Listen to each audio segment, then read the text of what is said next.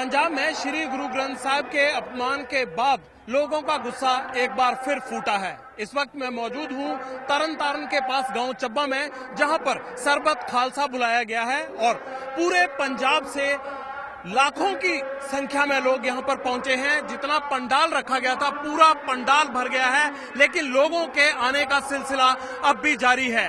तकरीबन 3 किलोमीटर लंबी लाइन लगी हुई है, जो कि अमृतसर तरन तारण मुख्य मार्ग से गांव चब्बा तक पैदल आ रही है, क्योंकि पार्किंग की व्यवस्था न होने के कारण हाईवे पर बसों और बाकी गाड़ियों को खड़ा कर लिया गया है, जहां पर लोग पहुंचने के लिए अलग अलग वाहनों से आए थे।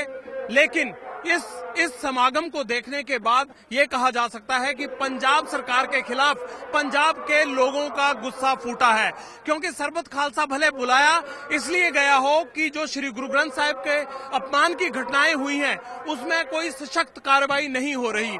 सरकार के खिलाफ इसलिए लोग नाराज हैं। लेकिन इसकी शुरुआत हुई थी 23 सितंबर को, जब 5 सिंह साहिबानों ने डेरा सच्चा सौदा के प्रमुख गुरमीत राम रहीम को माफी दे दी थी। माफी दी गई थी 2008 में, जब विवाद हुआ था गुरु गोविंद सिंह जैसी पोशाक पहनने के मामले को लेकर तलवंडी साहबों पर पूरा पंजाब का सिख समुदाय इकट्ठा हुआ था।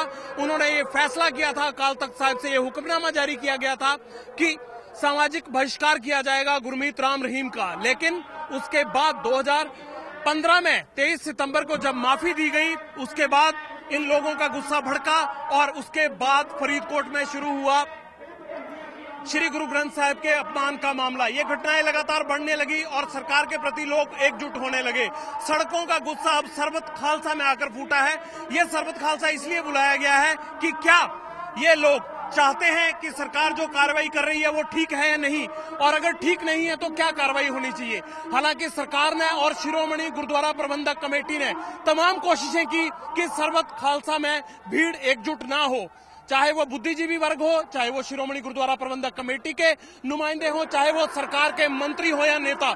सभी ने अपने अपने इलाकों में लोगों को ये संदेश देने की कोशिश की कि वो इस इकट्ठ में शामिल ना हो, सरबत खालसा में शामिल ना हो।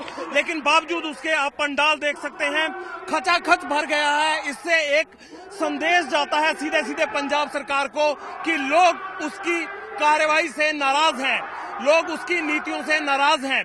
और ये गुस्सा सिर्फ बेअब्दी के मामले को लेकर नहीं है। अगर हम देखें कि रास्ते में जिस तरह से जगह जगह पोस्टर लगे हुए थे, वहां पर किसानों की खुदकुशियों का मसला हाईलाइट किया गया था, वहां पर जो माइनिंग के मसले हैं उनको हाईलाइट किया गया था।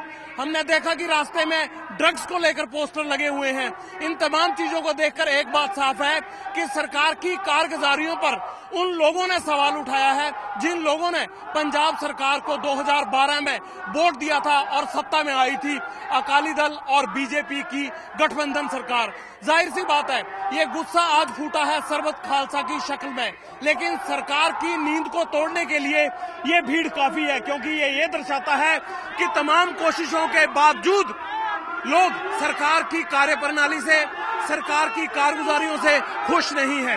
अब इस सरबत खालसा में बड़ा मसला ये तय होगा कि आखिरकार सिख कौम को आगे कैसे बढ़ना है और सिख कौम को आगे बढ़ने के लिए क्या मसौदे पास करने हैं। इन तमाम चीजों पर चर्चा होगी, लेकिन सरकार को परेशान करने के लिए शायद चब्बा गांव में जुड़ा पंजाब का ये सिख समुदाय काफी है।